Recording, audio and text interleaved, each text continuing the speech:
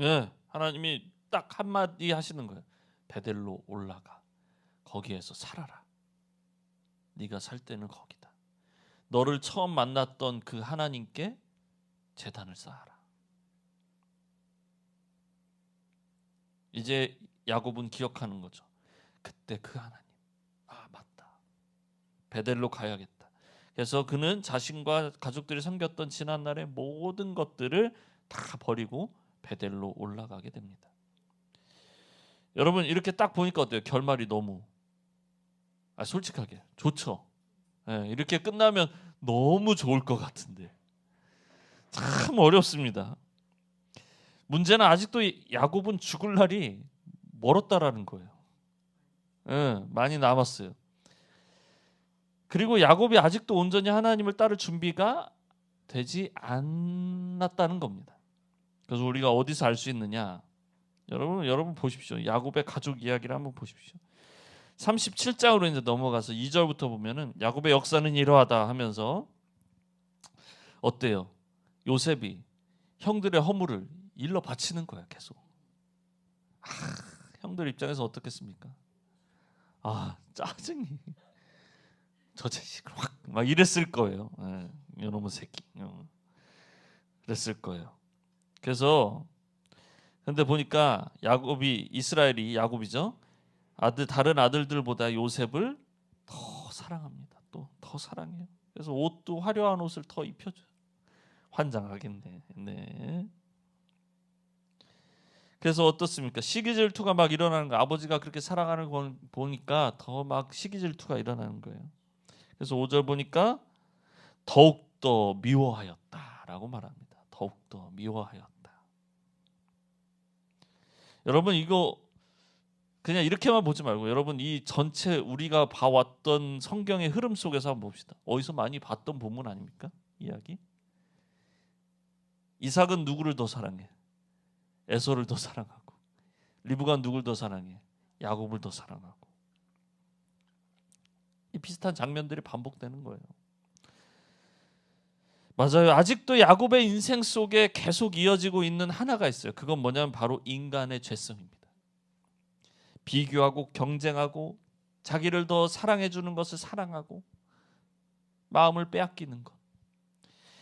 아무튼 야곱의 인생 속에 있는 요셉의 인생을 우리가 보아야 돼요. 그냥 요셉만 보면 안 되고 야곱의 인생 속에 있는 요셉을 우리가 봐야 됩니다. 그래서 이제 보면 요셉이 팔려가죠. 형들의 시기 질투에 의해서 이스마엘 상인들에게 팔려가게 됩니다. 아버지 야곱은 어떤 마음일까? 울고불고 난리가 났습니다. 자신의 몸은 막 주체하지 못할 정도로 막 울며 불며 난리가 납니다. 그런데 여러분 요셉이 팔려간 곳, 그곳은 어디입니까? 이집트. 맞아요, 이집트. 그런데 그냥 이집트 그냥 끝나는 것이 아니라 어느 집에 팔려가는데 그 집이 어떤 집이에요? 그냥 어느 막 그냥 귀족집, 좋은 집 이런 게 아니라 어떤 집이에요? 여러분 36절 한번 읽어보십시다. 시작.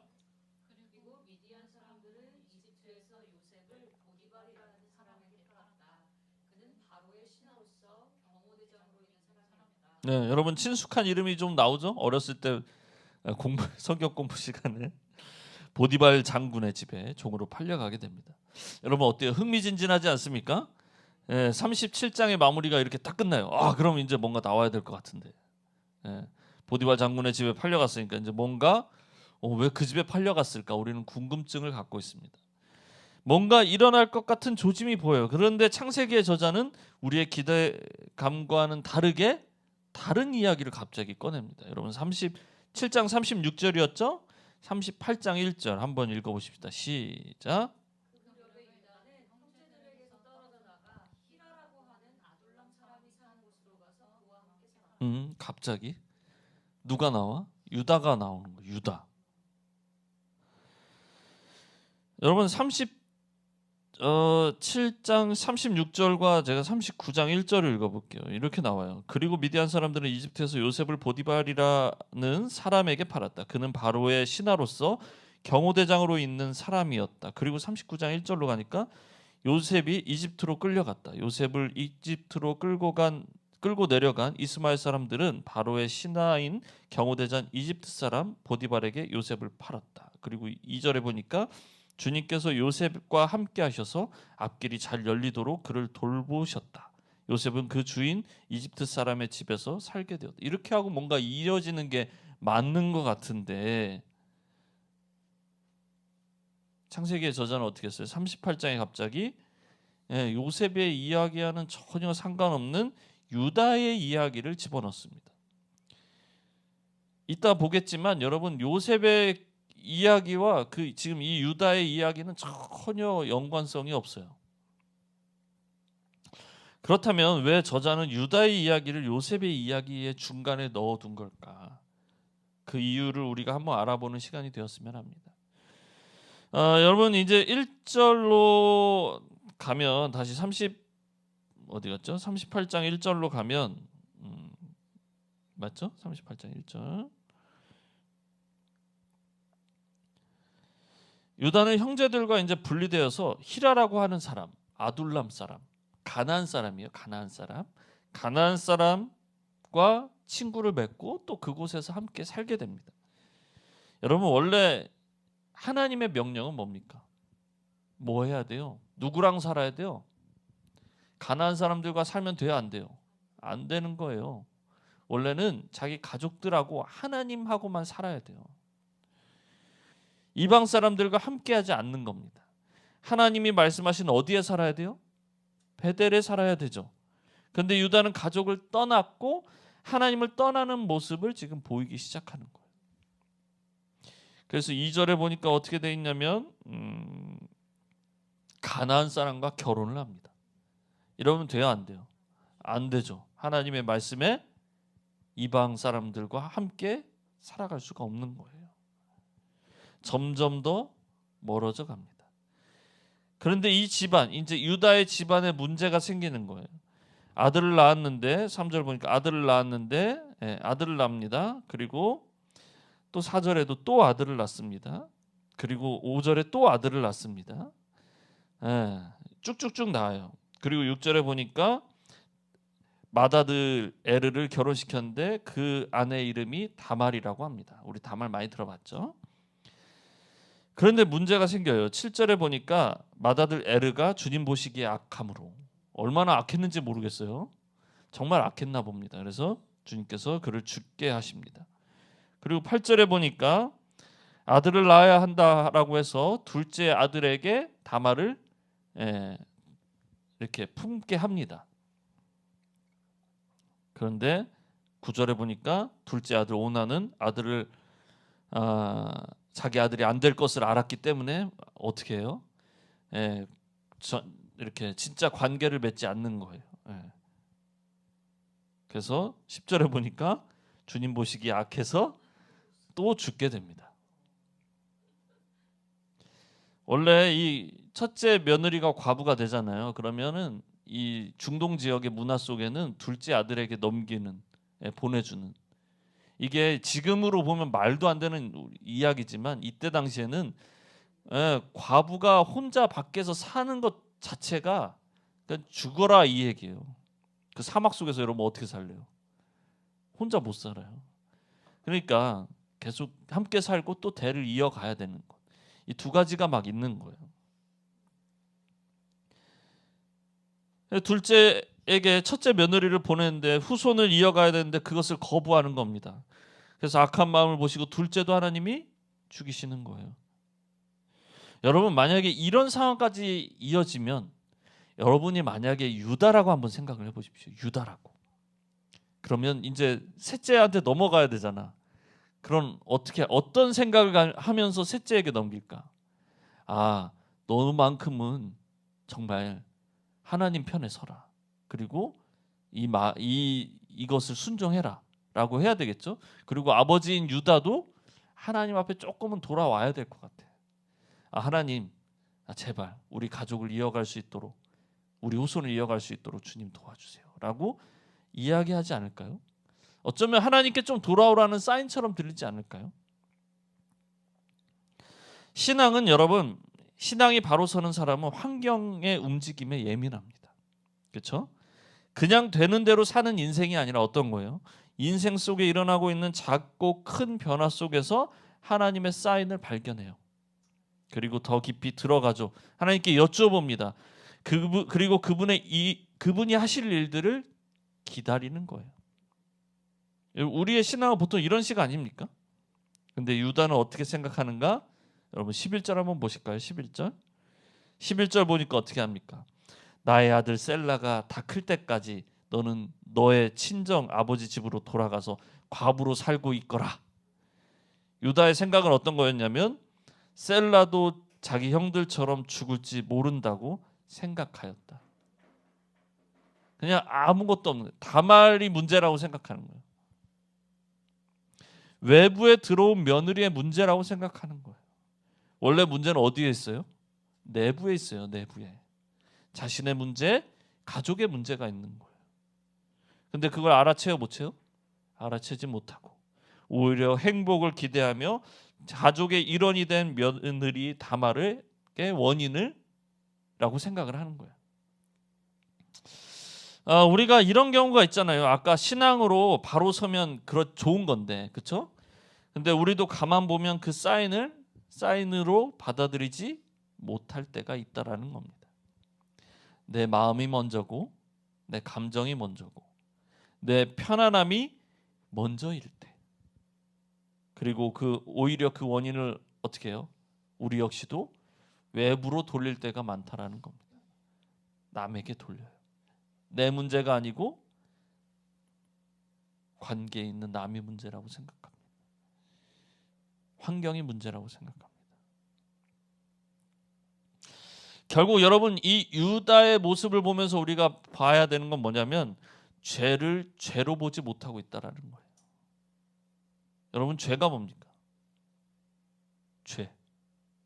성경이 말하고 있는 죄의 의미가 뭡니까? 도둑질이에요? 죄죠. 거짓말 죄죠. 근데 그것만 죄입니까? 가장 명확한 뜻은 죄의 명확한 뜻은 하나님과 멀어지는 게 죄입니다. 하나님과 함께하지 않는 것이 성경이 말하는 죄인 것입니다.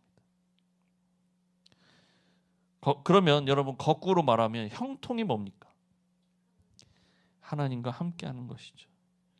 여러분 요셉이 어디 있을 때 형통하다고 이야기하는 줄 아십니까? 네, 여러분 39장 3절과 4절 23절 세 번이나 나와요. 39장에. 다 어떨 때예요?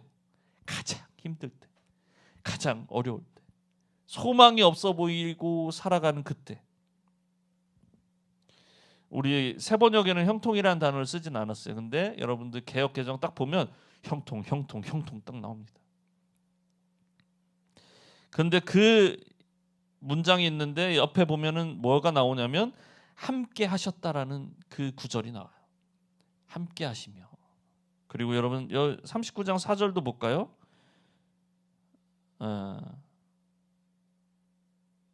죄송해요. 23절도 보실까요? 여기도 나와 있죠. 주님께서 요셉과 함께 계시기 때문에 다 잘됐다. 형통했다. 이 표현이 나오고 있습니다. 하나님이 함께 하시는 삶이 여러분 형통이고 잘되는 삶이에요. 그 잘됨은 또 우리가 또 이야기해야 되겠지만 어쨌든 그 잘됨이 뭡니까? 하나님 안에서 잘됨이라는 거예요. 하나님이 함께 하시는 그 형통의 삶이 저와 여러분의 삶 가운데 충만하기를 진심으로 소원합니다. 여러분 다시 본문으로 돌아와서 하나님을 떠난 것을 인지하지 못하는 유다의 삶, 오히려 며느리 다말을 친정집으로 보내게 됩니다. 그리고 시간이 좀 흘렀어요. 그리고 마치 야곱이 베델로 돌아가야 하는 것을 잊어버렸던 것처럼 유다도 다시 다말을 불러오는 것을 잊고 삽니다. 그러다가 아내가 죽고 시간이 흘러 어느 날 양털을 깎아야 되는 날이 와요. 이게 좀 이상하죠? 양털을 깎아야 되는 날? 이게 뭘까? 지금은 여러분 호주나 이런 데 가면 어때요? 양털 깎을 때. 보니까 1분도 안 걸리더라고. 바리깡으로 징징징징 이렇게 다리에 딱 사이에 껴가지고 징징징징 하면 1분 안에 한 판이 딱 나와. 한 판이 딱 나오는데 여러분들 요거 제가 이제 그냥 갖고 왔는데 여러분 보실래요? 양을 옛날에는 칼과 가위로 깎아요. 얼마나 오래 걸렸을까요? 네, 한 마리 깎는데 여러분 얼마나 걸렸을까? 근데 양을 한 마리만 키웠겠습니까? 수십 마리, 뭐 100마리가 넘는 양들이 있었을 거 아닙니까? 그래서 양들을 깎는 날을 정하는 거예요. 마치 우리나라 모내기 하는 것처럼. 그래서 이날은 축제야. 사람들을 다 불러 모아. 양털 깎을 수 있는 사람들 다 불러 모아서 함께 양털을 깎아요. 근데 여러분 우리 모내기 하는 것도 보면 어떻습니까? 그냥 모내기만 합니까? 아니죠. 뭐 해야 돼요? 새참도 좀 먹고 막걸리도 한잔 하고 저녁 때 또 춤도 추면서 막 에헤라디야 막 하면서 놀기도 하고 이래야 되잖아요. 새참도 먹고 막걸리도 한잔 하고 막 노래도 부르고 그래야 되는 거예요. 여기 양털 깎는 사람들도. 그래서 본문을 보니까 어디로 가냐면 여러분 12절 보니까 죄송해요. 잠깐만요. 딥나라는 곳으로 올라가요. 여러분 딥나라는 곳은 어떤 곳인가 보면은 후에 사사기에도 나오지만 삼손이 블레셋 여인을 만나러 가는 그 장소 거기가 바로 딥나입니다. 딥나는 어떤 곳일까요? 그러면 화려한 네온 사인이 있는 그런 곳이겠죠. 세상을 의미하는 거예요. 어떤 부분에서 보면 지금 유다의 삶에는 하나님이 있는 거예요, 없는 거예요? 그러니까 없는 거예요. 주님이 친구가 되어야 되는데 아둘람 사람 히라가 친구가 되어주고 있는 겁니다. 그래서 이제 부끄러운 일들이 나타나기 시작해요. 여러분 13절부터 한번 볼까요? 13절부터 보니까 다말이 이 이야기를 듣게 됩니다. 시아버지가 딥나로 양털을 깎으러 올라간다라는 소식을 듣게 돼요. 그래서 과부의 옷을 벗고 창녀로 변장을 합니다. 좀 이 설교 시간에 말하기가 좀 부끄럽긴 하지만 창녀로 변장을 딱 해서 이유가 뭐예요? 셀라가 다 컸다라는 것도 들었어요. 그래서 이제 다시 이제 셋째에게 이제 넘어가야 되는데 다말이 셋째가 품어줘야 되는데 그 일을 잊고 사는 거예요. 그냥 편하게. 그래서 그것도 알았기 때문에 다말이 창녀로 변장을 합니다. 그래서 15절 보니까 길 가던 유다가 그를 보았지만 얼굴을 가리고 있었으므로 유다는 그가 창녀인지를 모르게 됩니다. 창녀인 줄 알게 됩니다. 창녀로 속아 넘어간 거예요. 또 그래서 이야기는 계속돼요. 여러분 16절부터 보니까 어떻게 나와 있습니까? 뭔가 줘야 돼요. 값을 치러야 되는데 새끼 염소 정도 줘야 되는데 그걸 준비하지 못한 거야 또. 좀 뭔가 좀 부족해. 그렇죠? 담보물을 줘요. 그 담보물이 뭡니까? 그래서 보니까 담보물을 주랴 해서 보니까 도장과 허리끈 그리고 지팡이. 원어 성경에는 끈이라고만 나와 있습니다. 허리끈 이건 아니고 끈이라고 나와 있는데 학자들 이야기는 도장을 이렇게 묶는 끈이라고 해서 목걸이 끈으로 생각을 해요. 근데 제가 이건 제 생각이에요. 이건 어디에도 나와 있지는 않는데 우리나라는 우리 조선 시대나 이럴 때 보면 자기를 뭔가 이렇게 확인하는 증을 마패처럼 뭔가 이렇게 주렁주렁 달지 않았을까? 그래서 허리끈이라고 하지 않았을까라는 생각을 해보게 됩니다. 어찌됐든 도장은 신분을 상징해요. 그리고 지팡이도 뭐예요, 여러분? 지팡이도 신분을 상징하는 거죠. 가문의 가장이 들고 있는 게 지팡이입니다. 그것을 담보로 주고 관계를 가졌는데 근데 또 문제가 생겨요. 뭐예요? 임신을 해요. 마치 이 유다의 며느리가 시아버지의 눈을 속인 거예요. 이건 마치 뭐와 같습니까? 야곱이 아버지 이삭을 속이고 장자의 축복을 받았던 거. 야곱이 라헬이 아닌 레아와 결혼을 하게 된 거. 엉망진창 아닙니까, 여러분? 어때요, 여러분? 저 이 본문 보면서 너무 힘이 드는 거야. 너무 힘든 거예요. 보는데 피로가 쌓여. 피로가. 여러분 인간의 욕심은 이렇게 인생의 피곤함을 부릅니다. 인생의 피곤함을 불러요. 제가 유튜브가 아니라 AI한테 한번 물어봤어요. 그냥 다른 단어 안 쓰고 인생의 피곤함 이렇게 쳤더니 스트레스가 많고 만성 스트레스일 수 있고 뭐 이런 얘기를 막 하는 거야. 그래서 잠을 푹 주무셔야 되고 뭐 많이 힘들 경우에는 뭐죠? 그 전공 정신과 의사랑 상담을 하시기를 권유드립니다. 뭐 이런 얘기가 막 써 있는 거예요. 인생의 피곤함이 있어요. 뭐에? 인간의 욕심에. 그래서 여러분 이어지는 이야기들을 한번 쭉 봅시다. 20절부터 보니까 이 일을 빨리 정리하고 싶었던 것 같아요. 유다가.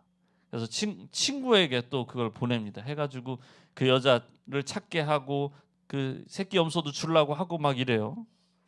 여인을 못 찾아요. 그런데 사람들도 그 여인이 없다라고 이야기하고, 그래서 보니까 22절부터 보니까 그 여인을 찾지 못하였는데 그보다도 거기에 사는 사람들이 그러는데 거기에는 창녀가 없다고 하네. 23절 여러분 한번 읽어보십시다. 시작. 유다가 말하였다. 가질 테면 가지라지. 잘못하다가는 창피만 당하겠네. 어찌하였든지 나는 새끼 염소 한 마리를 보냈는데 다만 자네가 그 여인을 찾지 못한 것뿐일세. 네. 그러니까 자기는 정당하다고 생각하는 거고 어쨌든 이 일은 빨리 끝났으니까 됐다라고 생각을 하는 거예요. 여러분 그런데 중요한 게 있어요. 이거를 원어 성경을 보니까 단어가 우리나라 말은 단어가 똑같은데 원어 성경은 달라. 15절부터 있는 이 창녀라는 단어랑 20절부터 있는 창녀라는 단어가 달라요. 말 그대로 15절부터 나와 있는 창녀는 음란함을 의미하고 있어요. 그런데 20절부터 나오는 창녀는 그 시대의 아스타롯을 섬기는 여제사장의 의미를 가지고 있습니다. 그렇다는 얘기는 뭡니까? 이거 자체도 부끄러운 거야. 사람들한테 이야기하기가 부끄러운 거예요. 그러니까 그 여사제 어디 있어? 근데 여러분 생각해 보십시오. 다말이 어디에 있었습니까? 그냥 길목에 있었어요. 그냥 말 그대로 그냥 창녀처럼 하고 있었던 거야. 돈을 받고 관계를 갖는 그런 모습으로 있었는데 지금 유다와 친구는 조금 더 부끄럽지 않은 모습으로 이야기를 하는 겁니다. 포장해서. 왜 이렇게 말하는 걸까? 여러분 부끄러우니까. 감추고 숨기고 싶으니까. 자신의 잘못을 그렇게 감추고 싶어 하는 거였어요. 그런데 여러분 이런 거짓은 어떻게 됩니까? 드러납니다. 탄로 나기 마련이죠. 문제는 이제 나와요, 여러분. 24절부터 보니까 이렇게 나와 있습니다. 어느 날 소식을 듣게 된 거예요. 유다는 자기의 며느리 다말이 창녀짓을 하여 임신까지 했다는 소문을 듣게 되었다. 이런 난리가 난 거죠. 화가 막 치면 그래서 뭐라고 합니까? 화형에 처할. 이때 당시에 가장 강력한, 가장 심각한, 가장 최고의 사형이 화형이라는 거예요. 그래서 화형에 처하라. 어렵죠, 여러분. 계속 이런 얘기가 진행이 되니까.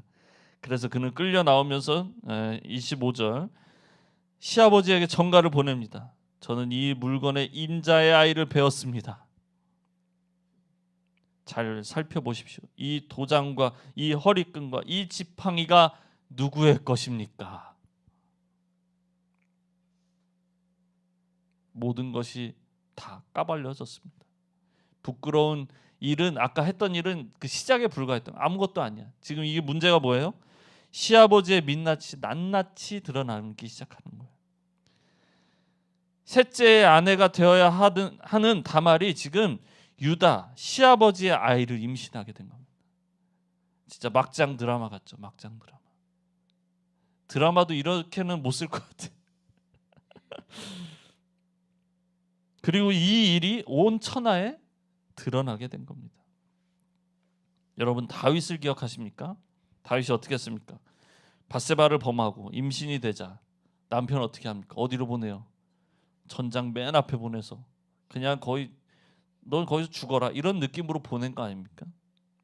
거짓은 거짓을 낳고 죄는 사망을 낳습니다.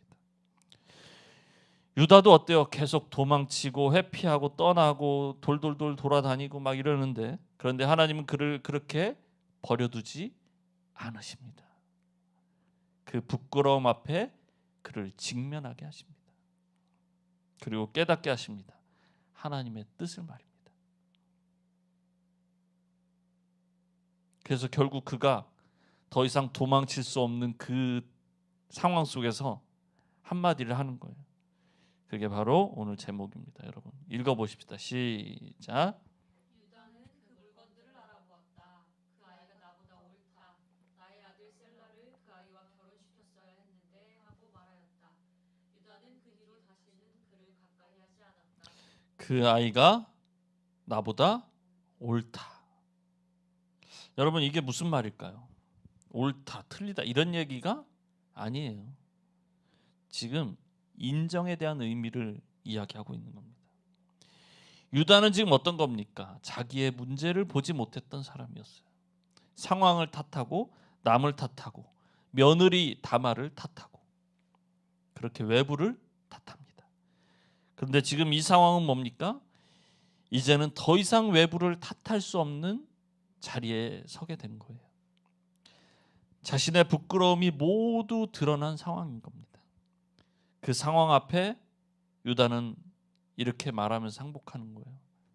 이 아이가 나보다 옳다. 이것을 해석하면 여러분 외부가 아닌 내부의 문제임을 유다는 인정하고 있는 겁니다. 하나님의 뜻을 내가 따르지 않았구나. 내 자신의 죄를 인정하고 있는 거예요. 여러분 회개의 시작이 뭡니까?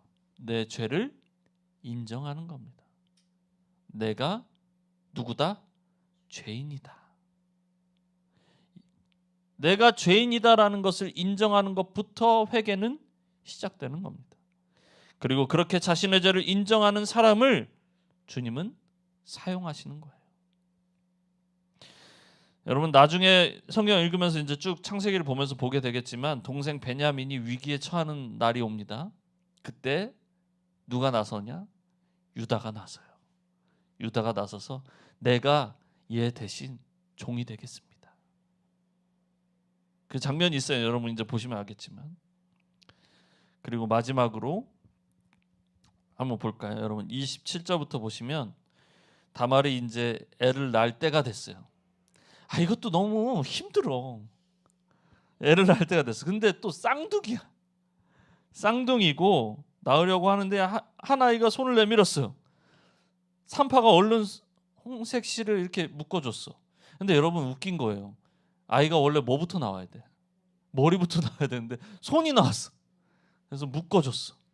근데 다시 손이 들어갔어요. 29절 보니까 안으로 다시 끌어넣었다. 그 다음에 누가 나와요? 아우가 먼저 나와요. 그러면 원래 지금 이 이야기상은 아우가 뭐가 되는 거예요? 형이 되는 거예요. 그래서 그 아이의 이름을 베레스, 그리고 뒤에 나온 아이를 세라라고 합니다. 뭐가 이렇게 태어나는 것도 복잡한지. 그 첫째 이름이 뭐라고요, 여러분? 그러니까 첫 번째 나온 애 이름이 베레스. 첫째가 베레스예요. 여러분 베레스 어디서 많이 들어보지 않았습니까?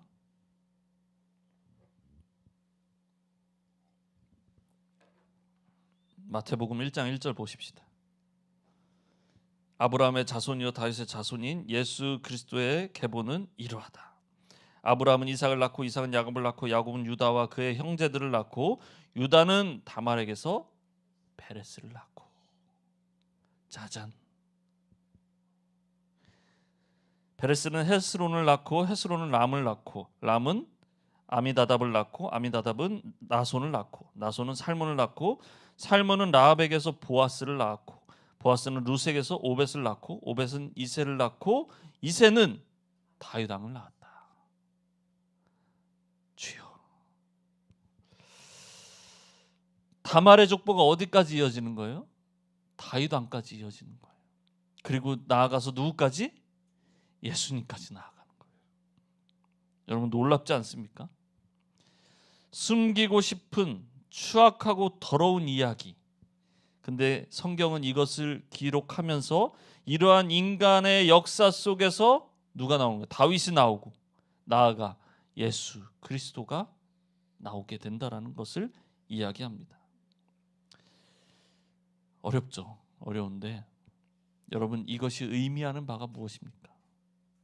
결국 하나님의 역사, 하나님의 약속은 변함이 있다 없다?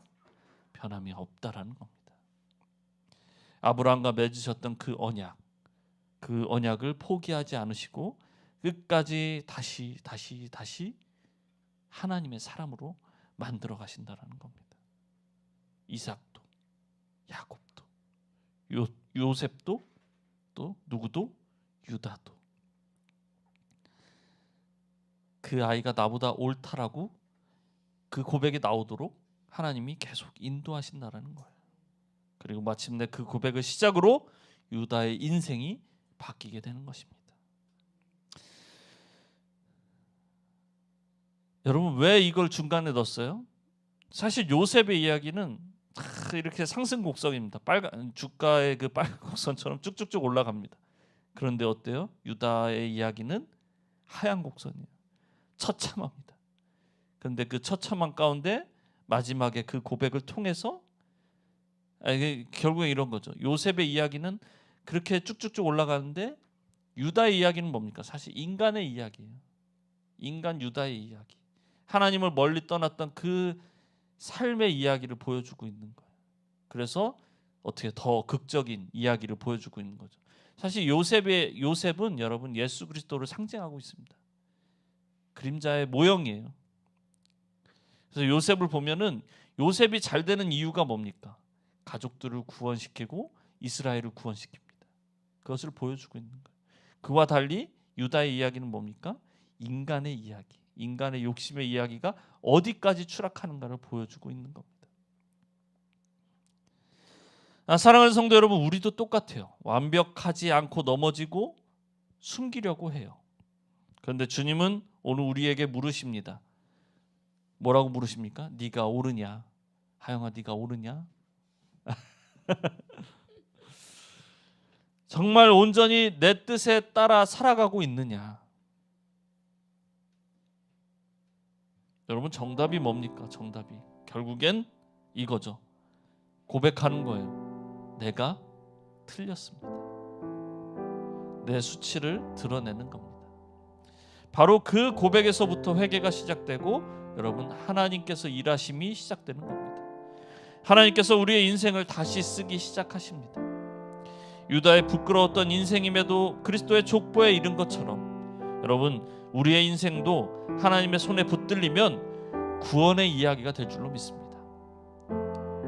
그 하나님의 구원의 역사의 길 가운데 함께하며 나아가는 저와 여러분 우리 모두가 되기를 진심으로 소원합니다.